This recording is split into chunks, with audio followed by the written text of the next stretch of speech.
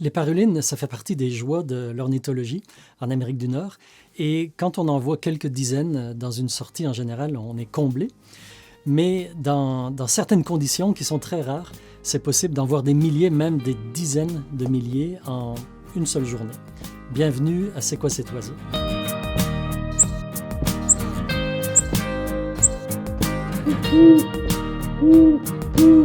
Le 24 mai 2023, une journée migratoire exceptionnelle a eu lieu à l'Observatoire d'oiseaux de Tadoussac et j'en ai discuté avec Jesse Roy-Drainville qui était sur place. Je lui ai demandé premièrement juste de me raconter sa journée et ensuite de m'expliquer comment on identifie des parulines en migration au vol. Troisièmement, comment on fait pour les dénombrer? Vous allez voir qu'on parle là de centaines de milliers de parulines en une seule journée. Comment on explique des nombres aussi extravagants, le même jour, au même endroit? Et puis finalement, comment on fait si on veut aller voir ce genre de spectacle? Alors vous verrez, au début, Jesse mentionne son ami Ian Davis, avec qui il observait ce jour-là. Ian est coordonnateur du projet eBird et il travaille pour le laboratoire Cornell d'ornithologie à Ithaca, dans l'État de New York, un peu plus au sud, un peu au sud de Montréal. Et la conversation débute rapidement sans présentation, donc je voulais simplement le spécifier. Salut Jesse! Salut Dominique. C'est bon. Je voulais vraiment que tu me racontes la journée du 24 mai 2023, donc la semaine passée, parce que c'était une journée exceptionnelle pour un ornithologue. Alors, qu'est-ce que tu as vu? Tu étais où? Qu'est-ce que tu as fait? Je suis arrivé, c'est ça, la veille, le mardi soir, le 23. On a dormi là-bas, puis chez un ami, chez Yann, justement, Yann Davis. Puis le lendemain, on s'est réveillé avant le lever du soleil, vraiment. On est arrivé là-bas, le soleil n'était pas levé, les oiseaux, on n'entendait absolument rien. Puis c'est à partir du lever du soleil, ou peut-être une heure après le lever du soleil, que là, les choses sont commencé à devenir de plus en plus intéressantes. Puis on a commencé à voir justement des parulines migrer puis s'envoler. Et tout d'un coup, il y a eu, en à peu près 30 minutes, il y a eu des coups de vent qui ont commencé à augmenter, puis de la pluie qui a commencé aussi à s'intensifier. Et là, le mouvement s'est encore plus intensifié que ce qu'il était. Vers 7-8 heures, là, on avait une rivière de parulines devant nous. Donc là, tu dis une rivière de parulines, ça ressemble à Ouais. quoi? C'est quoi une C'est un rivière peu de parulines? le terme qui est utilisé là-bas aussi, River of Warblers. Ouais. C'est un peu unique en fait au monde de voir autant d'oiseaux en si peu de temps, autant d'oiseaux de ces espèces-là de parulines en fait.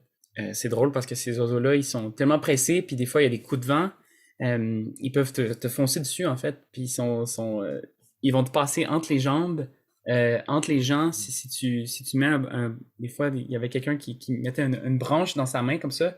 Ils vont se poser sur la branche parce qu'ils arrivent dedans puis ils font comme je vais me poser parce que je peux pas l'éviter. Puis c'est drôle de voir ces oiseaux-là un peu tellement pressés d'aller rapidement, puis des fois on a juste une seconde hein, pour les identifier, puis Ouais. c'est parti. Bon, c'est toujours plein de surprises, mais c'est très très très rapide. Les oiseaux C'est passent, ça. tchou, c'est parti. Ouais. Ouais.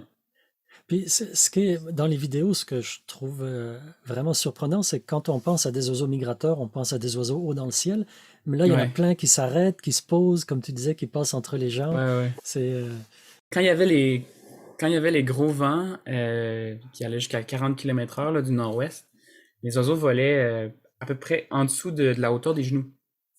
Il y en avait beaucoup qui étaient vraiment à ras le sol. Des fois, ils vont ouais. même trop près du sol, ils doivent se poser sur le sable puis repartir. Puis, il y avait un arbre qui était à côté de nous, qu'on a appelé l'arbre de Noël. Puis, c'est the Christmas tree. Puis là, les oiseaux arrivaient dedans, puis ils se posaient tous sur les branches avant de repartir. Et des fois, il y avait des fois sur une branche, il y avait 4 parulines tigrées et 6 parulines à poitrine baie qui essaient de se nourrir, de prendre quelques petits insectes qu'ils Ah peuvent ouais, trouver parce que le soleil fait une petite percée puis il y a des insectes qui ouais. sortent. Puis ça fait des photos assez fous, plein de photobombes où tu prends une photo puis là, il y a un oiseau qui a passé devant, fait que ça le cache ou tu prends une photo puis tu te rends compte qu'en arrière-plan, il y en a deux autres. Puis c'est assez spécial, là. J'en ai pris justement des photos, je les ai mis dans le feuillet, là, dans Paruline à tête cendrée, je pense. Elle est posée sur le sable, puis il y a une tigrée qui vole un peu la vedette, puis une croupion jaune qui passe devant, ou une photo d'une croupion jaune avec une poitrine baie qui est derrière. Puis c'est vraiment C'était Trop de vraiment paruline. intéressant de voir tous ces oiseaux-là autour de nous. Puis moi, justement, il y a comme 5 ou 6 parulines qui m'ont passé entre les jambes. Puis j'essayais de les faire passer entre mes jambes. Des fois, je me mettais dans leur chemin juste pour les compter. Il y a quelqu'un qui s'est fait frapper par un viré aux yeux rouges. Puis c'est vraiment, c'est un peu chaotique quand il y a tellement d'oiseaux autour de C'est nous ça. que tu sais pas où mettre les yeux, puis les autres non plus, ils savent pas où mettre les yeux. Non, non, non, Ils non. foncent sur toi, puis et c'est un flux continu.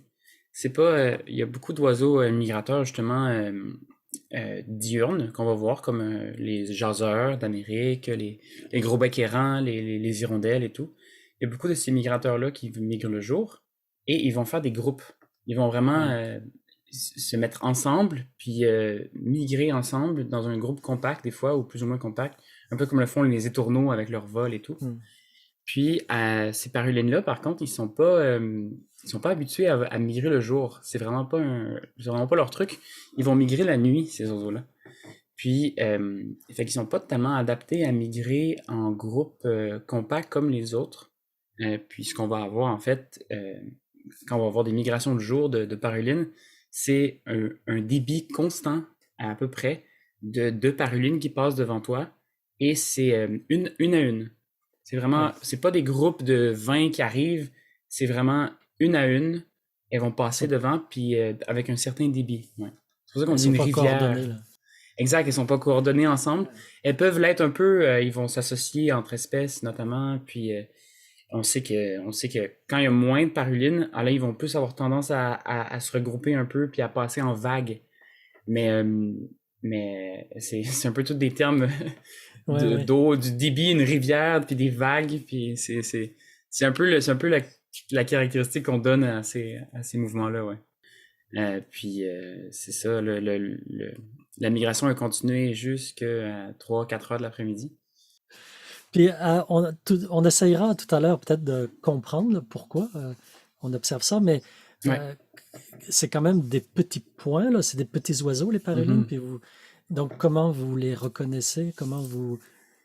Déjà, comment vous savez que c'est des parulines? Puis ensuite, comment vous Ouais. reconnaissez les espèces?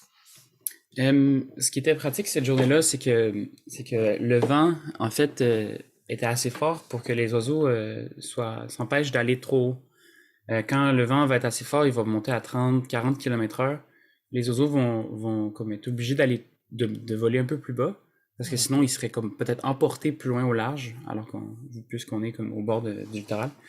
Puis ils vont être forcés à voler plus bas, puis là on a pu pendant un bon 4 heures, 4 5 heures, faire de l'identification d'oiseaux sous le niveau des yeux même, d'oiseaux qui nous passaient entre les jambes, puis donc de parulines extrêmement colorées en ce moment aussi, là, euh, de mâles en plumage nuptial. Donc c'était assez facile d'identifier Mhm. quand on les voyait proches. Quand ils sont un peu plus loin, les parulines ont tendance à faire des petits cris en vol, puis ils sont assez distinctifs ces cris-là. On peut même l'identifier souvent à l'espèce avec ces cris-là. Puis aussi, quand ils sont trop loin pour pas les entendre, ben, la façon dont ils volaient, qu'ils sont séparés, qu'ils sont pas Ouais. en groupe ensemble.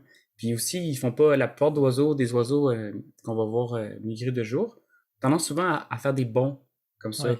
Les pics font ça beaucoup, mais les parulines, c'est des petits oiseaux avec une longue queue qui font pas vraiment de bonds. Ils vont juste voler comme ça, un peu aléatoirement dans le ciel en allant dans une direction. Ouais. Puis là, je voyais les principales espèces, c'était paruline à poitrine baie, paruline tigrée, croupion jaune et obscur. Puis ces quatre espèces, j'écoutais leur cri de vol, là, c'est quand même, à mon oreille, ça se ressemble quand même, peut-être un peu moins à la paruline à croupion jaune, mais c'est quand même toutes des petits cris aigus, là. Oui, exact. Vous Ouais. arrivez quand même à toujours les identifier ou? On peut pas toujours les identifier, Ouais, effectivement. C'est un peu le défi de la migration en Amérique du Nord, c'est d'identifier les cris de vol des oiseaux. Puis les parulines, c'est parmi les plus difficiles parce que c'est extrêmement ouais, aigu. Puis ils sont très ressemblantes. Il y en a certaines espèces, il y a peut-être une quinzaine d'espèces sur les 30 qu'on peut avoir ici, que ils sont distinctifs à d'accord. l'espèce, c'est-à-dire qu'ils ont un cri de vol unique, alors qu'il y en a une quinzaine d'autres qu'on doit placer dans un complexe d'espèces OK. Puis en entendant ce cri-là, on peut savoir que c'est, par exemple, trois espèces qu'on peut avoir ici. Par exemple, si on entend un zip, euh, le zip, c'est un cri qu'on va voir sur un sonogramme qui va faire des petites vagues. Puis quand on l'entend vraiment, ça fait comme une petite trille, on dirait, non, ça fait zip, zip, zip. Un peu Puis tremblant. ça peut aller très aigu, ça peut être très grave, il y en a des plus longs que d'autres, comme la paruline à tête cendrée est plus long, la paruline à poitrine baie est plus court, mais il y a certaines espèces qui sont très proches génétiquement, comme la poitrine baie et la rayée, puis leurs cris de vol vont être extrêmement semblables. Donc, et on peut pas nécessairement les identifier à Ouais. coup sûr.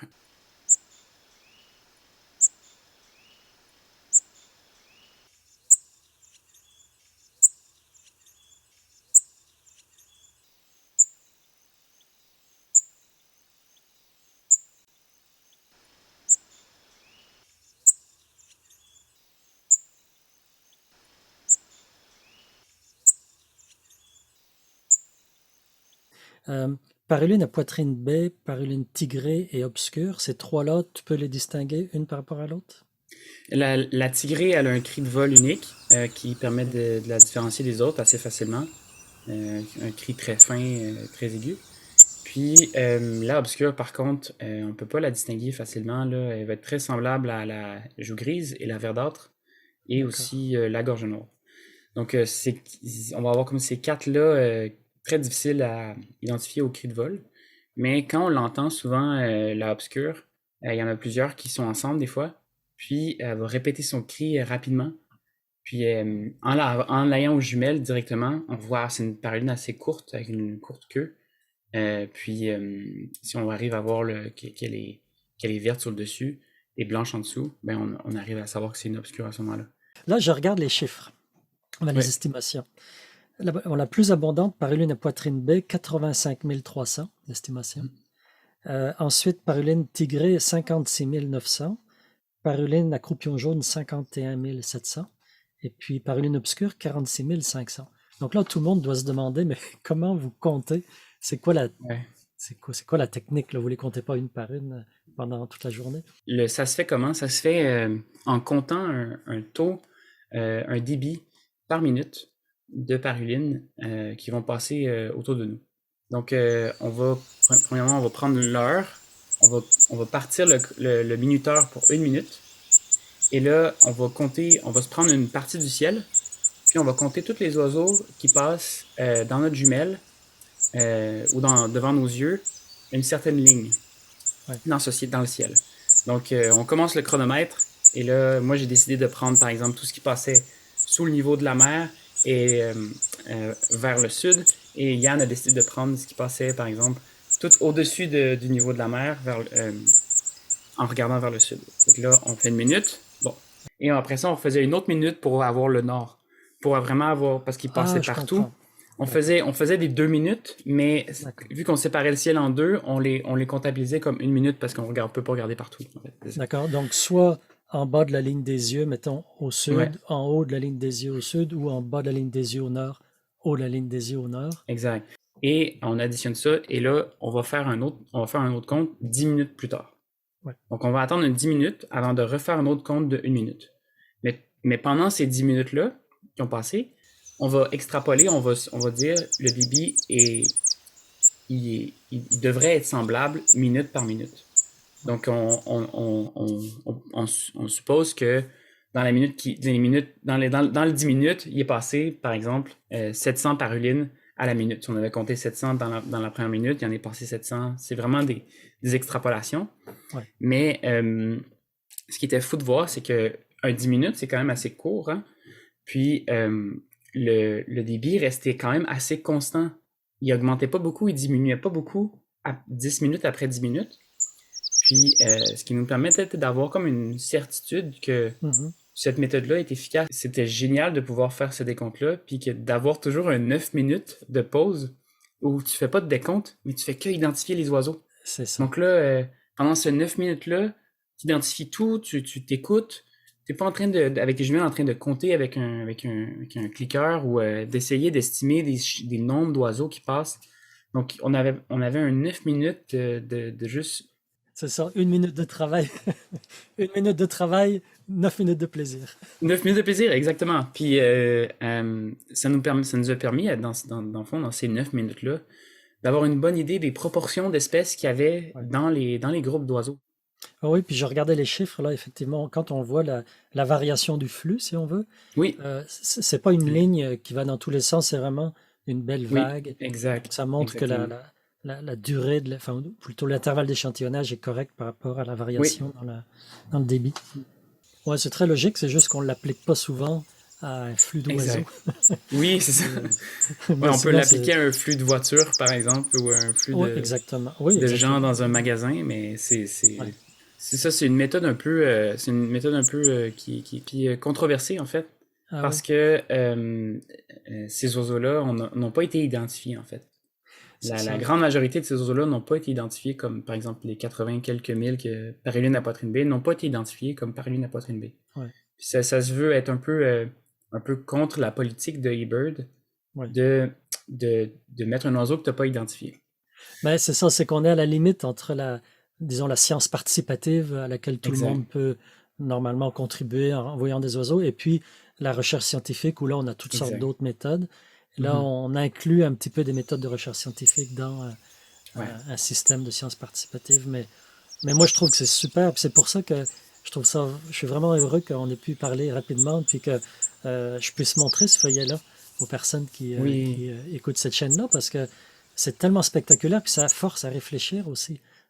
Parce que les oiseaux qu'on voit, même si on en Mhm. voit juste 20 dans une sortie, ils ont pu vivre, ces parlus-là ont pu vivre tout ce que tu as décrit. Donc c'est intéressant Ouais. de comprendre ça.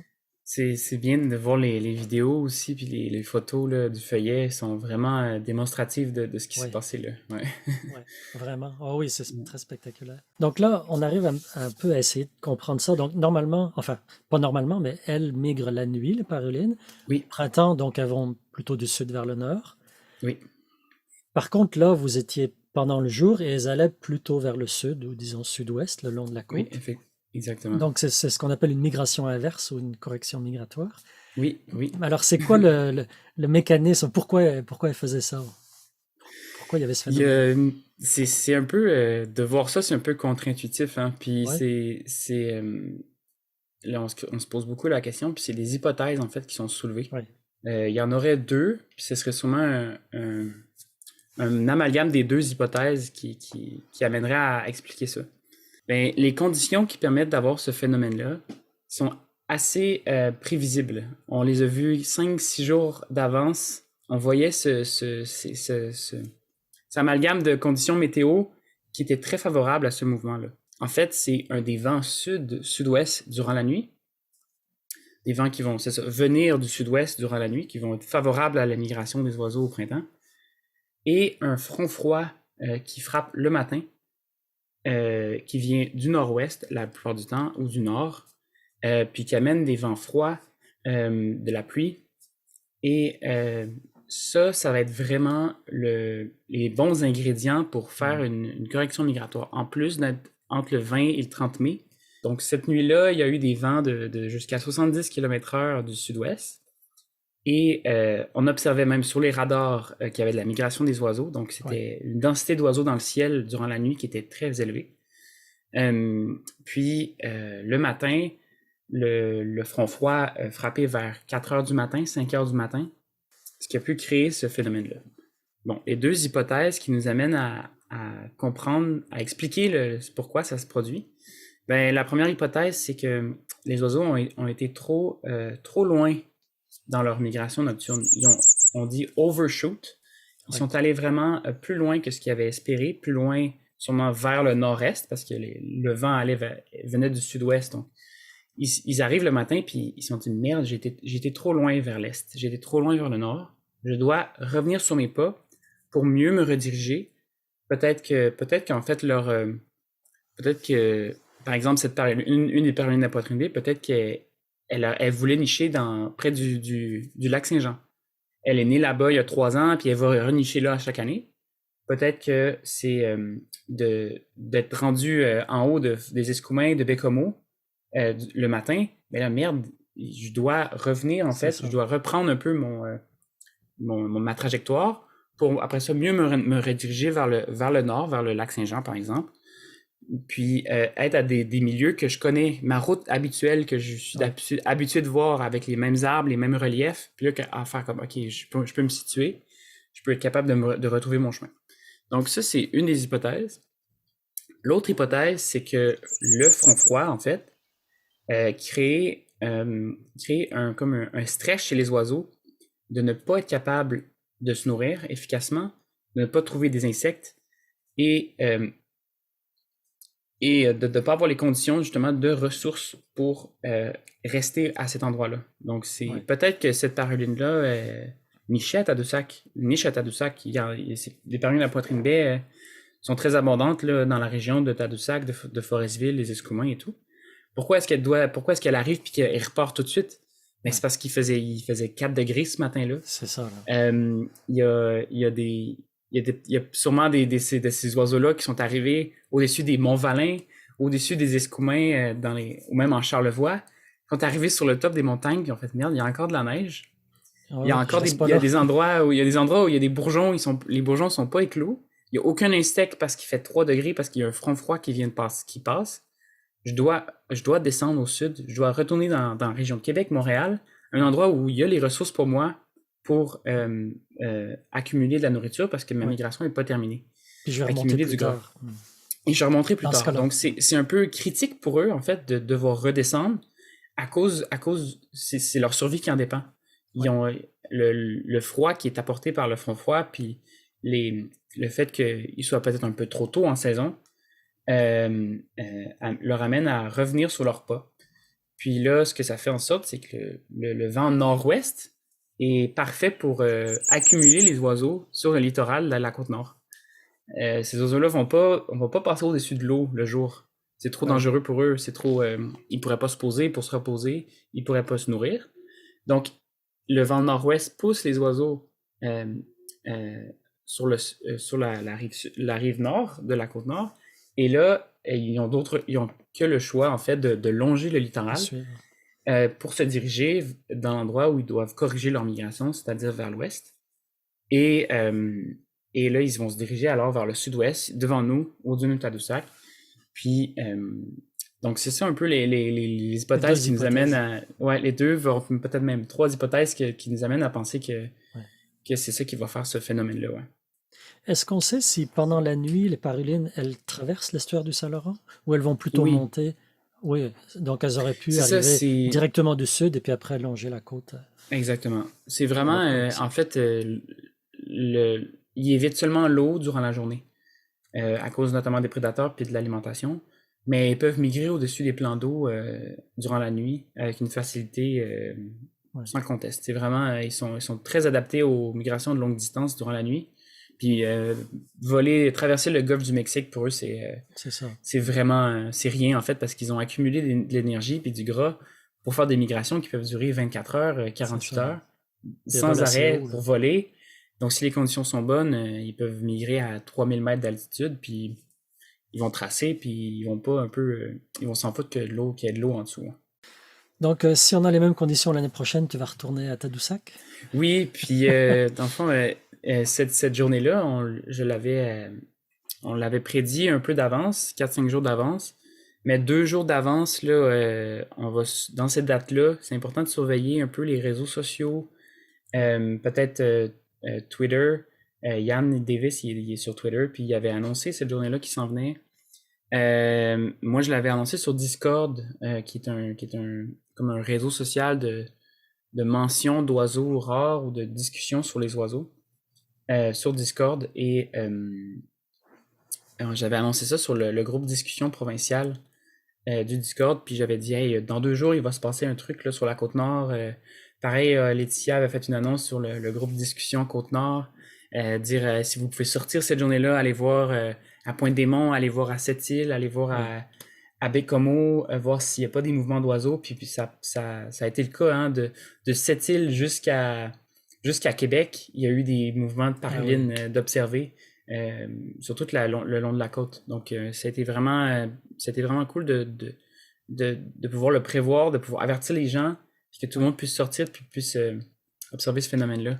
Puis Est-ce que tout le monde est bienvenu à aller à Tadoussac, par exemple, pour les gens de la région, pour Ben observer? oui, les dunes de Tadoussac, c'est un endroit public. Puis nous, on était 15-20 personnes, même des fois, à regarder tout ça, puis à être, à être obnubilés par le phénomène. Puis c'est ça, c'était vraiment, vraiment bien d'être 15 personnes, puis de pouvoir aussi Ouais. tout détecter, les oiseaux un peu plus rares, puis de pouvoir partager aussi, prendre des vidéos, puis de partager un phénomène qui arrive des fois, même juste une fois dans une vie. Hein, Ben je sais oui. pas si je vais pouvoir revoir ça parce que je vais peut-être faire un travail le printemps. Peut-être que ça va arriver, mais je pourrais pas y aller. Donc j'avais une opportunité pour y aller puis pour revenir le lendemain à Rimouski. Puis je l'ai pris parce que c'est un phénomène Ben oui. qui est mondial. Hein, ça se passe juste une place puis C'est c'est à ça, Tadoussac. Ouais. ça mérite d'être connu dans le monde entier. Puis, Exact. ce qui est bien aussi, c'est qu'il y a certaines situations, parfois qui sont spectaculaires pour les oiseaux, mais si on est nombreux, on va gêner les oiseaux. Donc, il faut éviter de s'agglomérer autour d'une situation, par exemple d'un nid. Mais dans ce Mhm. cas-là, on pourrait être une centaine de personnes, on gênerait vraiment pas du tout Ah oui, les oui. Ah oiseaux. non, non, c'est ça, les oiseaux, puis ils sont pas gênés par nous, on le voit bien, ils nous passent à côté, puis C'est ça. nous, on n'est pas là on n'est pas là pour les manger, ni pour les prendre, donc ils sont pas gênés, ils passent à côté de nous, puis on a aucun problème à les observer, puis ils ont aucun problème à nous observer également. Bon, merci beaucoup, JC. Je vais terminer en lisant une partie du feuillet qui résume vos observations et puis en Oui, remerciant aussi l'Observatoire d'oiseaux de Tadoussac. Je ne vais pas oublier à la fin de le faire parce que il y a des lieux exceptionnels, mais s'il n'y a personne pour observer, on exactement. ne sait même pas que ce sont des lieux exceptionnels. Donc là, c'est un lieu et un moment exceptionnel. Ça vaut la Oui. peine que ce soit connu. Et merci beaucoup, Dominique. Ouais, merci, JC. À la C'est un prochaine. Bon plaisir. été. Je vais terminer en vous montrant le feuillet eBird qui résume ce dont on vient de parler et en lisant le commentaire qui est associé au feuillet qui a été écrit par Ian Davis et qui résume la discussion. There are some days that feel too good to be true, waking dreams filled with birds.